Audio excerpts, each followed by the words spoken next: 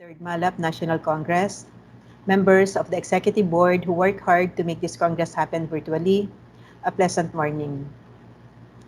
As the last speaker, I am tasked to share the topic Continuity Planning in Libraries.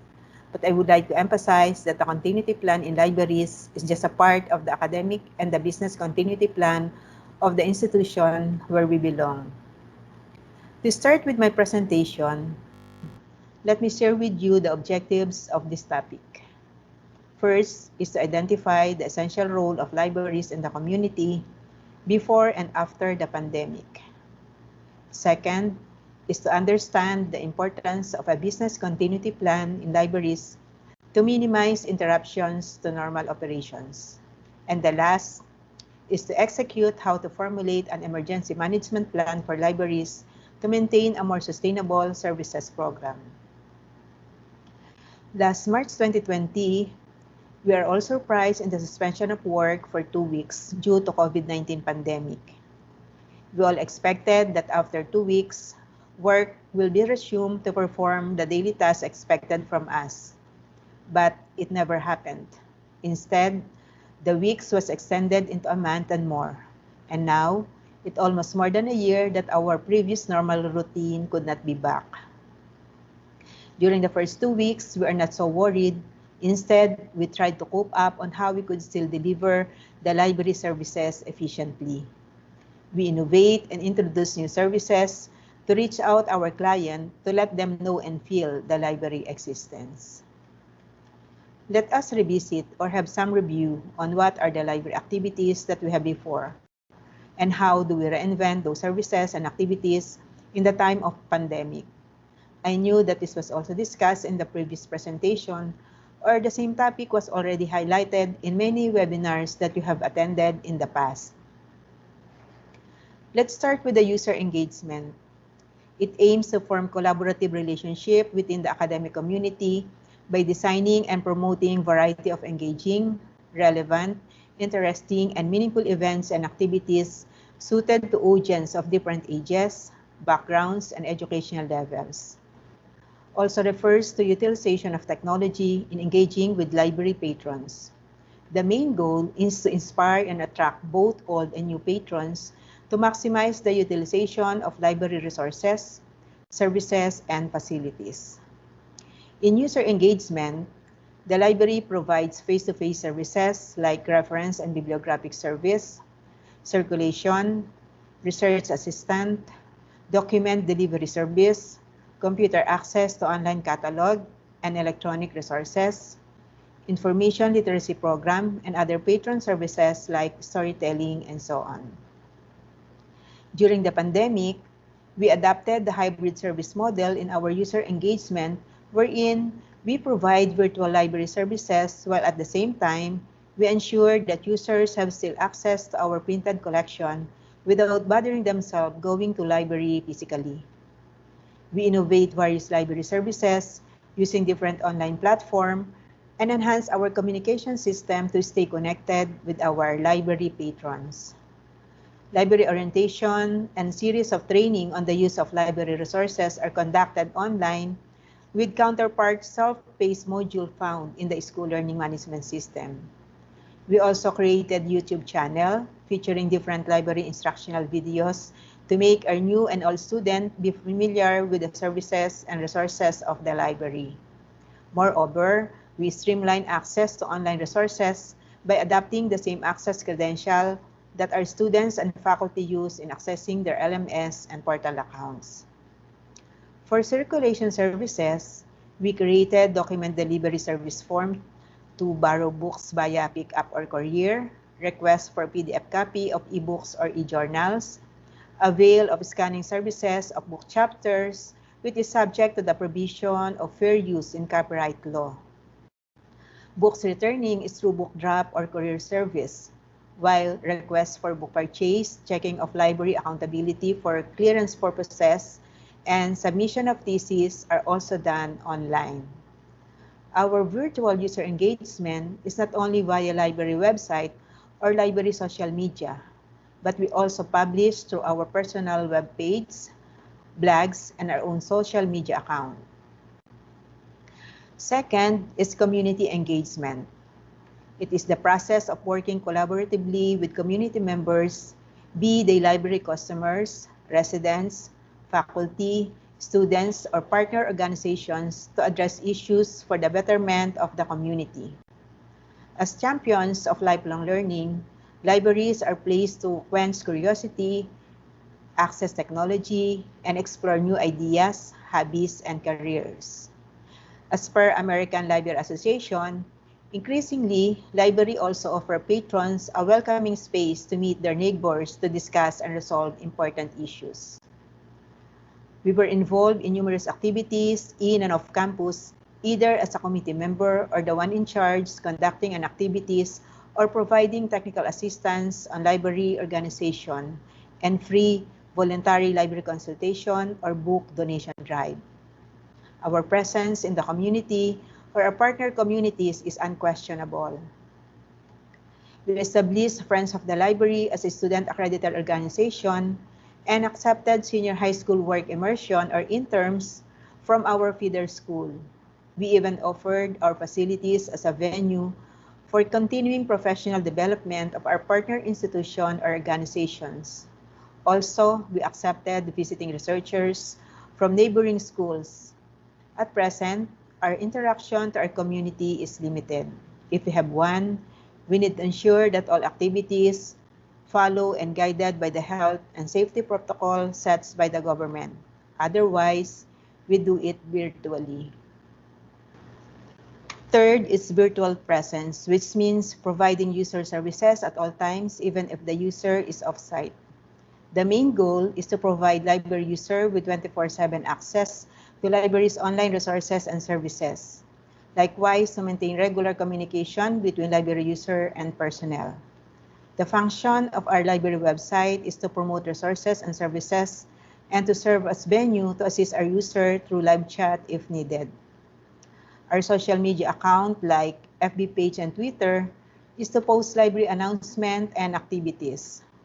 Now, we are more active and engaged virtually to assist our client, market our resources and services, and update our website and FB page as often as we can. Our library chat, institutional email, Facebook Messenger are now providing real-time responses to our library inquiries. Our social media channels are receiving more likes and followers daily. Likewise, our library website becomes a go-learning space in finding online resources and services of the library 24/7. Online forms were created for booking to online library trainings and library resources reservation, including requests for acquisition. Our website for institutional repository also get major makeover. It is where our library researchers can access thesis and dissertation collection, as well as students and university publication 24/7. Fourth is Library Consortium. It is a group of 2 or more libraries that have agreed together to cooperate with each other in order to fulfill certain similar needs, usually resource sharing. It is a community which has formally agreed to coordinate, cooperates, or consolidate certain functions to achieve mutual objectives. We have various consortium arrangements to collaborate and strengthen the power of buying, and this is more beneficial for those libraries with limited budget. With this, we were able to negotiate a reasonable price of the electronic resource subscription. We also include the resource sharing agreement of online databases, ebooks, interlibrary loan, and document delivery service.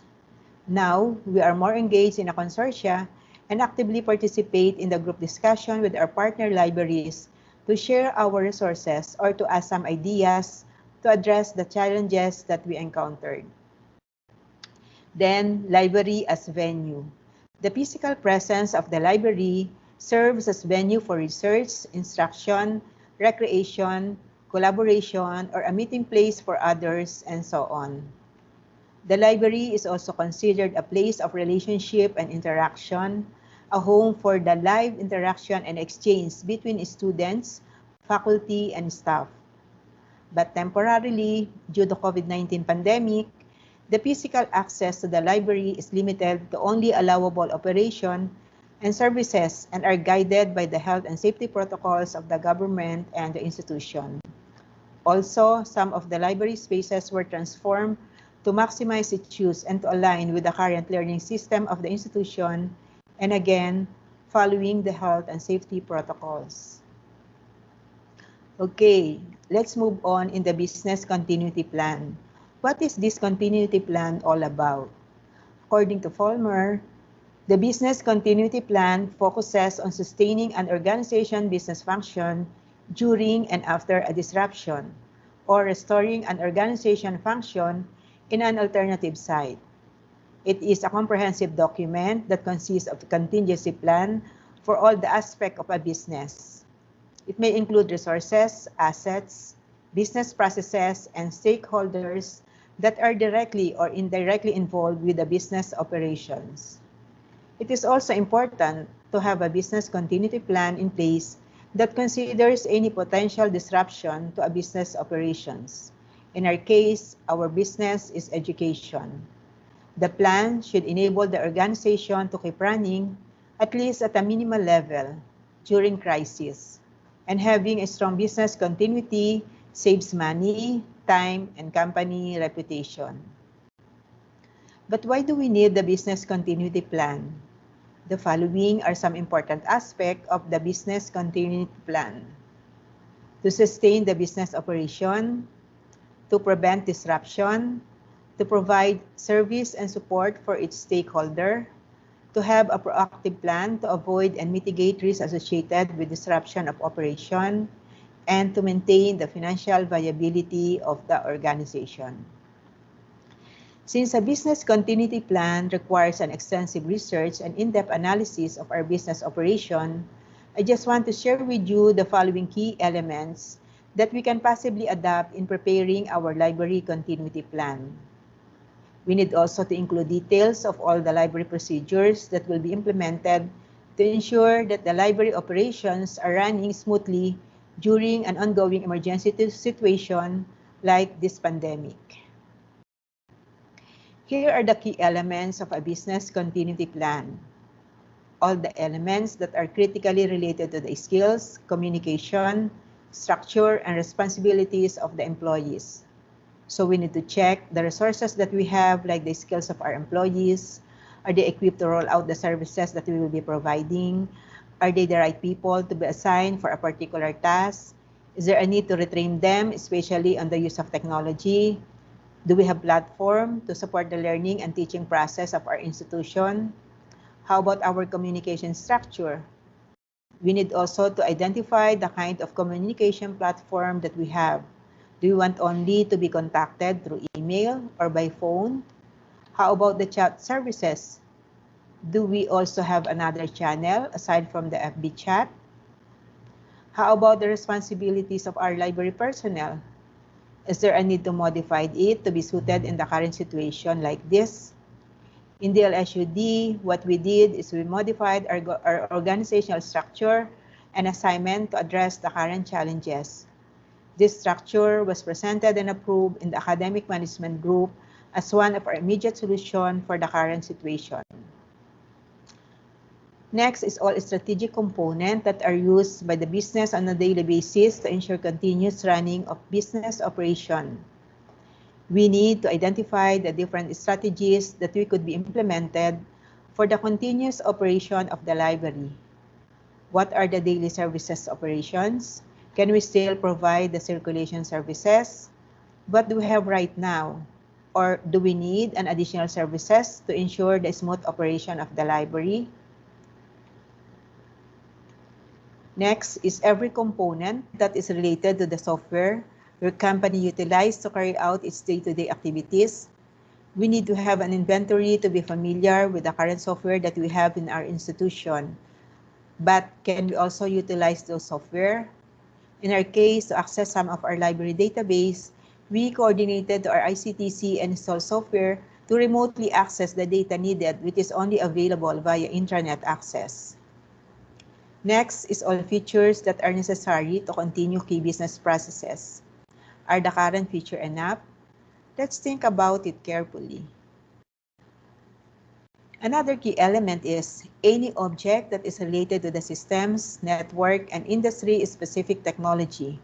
We really need to involve and consult our IT people to make everything happen that needs technology component. And the last key is all components and factors that are relevant to provide a temporary work site in case the primary site is no longer available. Can the library exist virtually? Can we work from home? Do we have our own gadget and equipment? Let us also ensure that we have all the software needed to access the library system and the institution server is working 24/7. Consider also our internet connectivity in a work from home arrangement. Let me show you a sample framework of a business continuity plan that we could also adapt in the libraries. Hence, we can start with analysis by using the business continuity plan key elements I have mentioned in my previous slide. In conducting the analysis, we need to consider the business impact and includes risk assessment analysis. Then after that, we could now proceed to the step 2 preparation, which is the solution design. We have to develop our recovery strategies to include all the possible solutions for the continuity of the library operation. Don't forget that in the preparation of the strategies, you must have to identify first your team or the key people to work with you to have feedback and will share their contribution for the better process or strategies. After compiling and reviewing all the strategies that could be possibly work, we can now proceed to the implementation stage to roll out those strategies. Remember that the strategies that we are rolling out is not yet perfect. We are still in the process of testing and we have to accept if there are strategies that are not working well. So we need to get feedback not only from our clients, but as well as to those who are working with us to better improve the strategies implemented. Then afterwards, we can now proceed to the maintenance stage where we still need to monitor how the process works. If there are conflicts or new challenges encountered, we will go back again to the analysis and we will repeat doing the business continuity planning life cycle to have a backup plan in case that we encounter the same challenges. Before I conclude this presentation, the following step may be considered in preparing your library continuity plan. Ensure that your library continuity plan will support the academic continuity plan. Choose your team in doing the risk assessment and business impact analysis. Then, develop your action plan strategies. Of course, don't forget to document your library continuity plan. Test before you distribute your plan to get feedback, then maintaining your plan. But you need also some follow-up to ensure that policies and procedures was changed. You may also review the management team, retrain the staff, have some modification of the facilities, and then assessment of risk management needs. As a conclusion, it is a realization that the COVID-19 pandemic was an eye-opener and a not so gentle reminder to institutions of higher education that they need to develop effective and sustainable crisis and emergency planning, as it is increasingly becoming an expected features of all institutions. This is where universities need to have effective business continuity system that can be rolled out whenever any crisis happens. And an important aspect of the business continuity management is the academic continuity plan that includes the library. This will ensure that HEI are well prepared to face any challenges by ensuring classes continue seamlessly and that students and faculty are prepared to learn using different non-face-to-face platforms, including the support services needed. Thank you.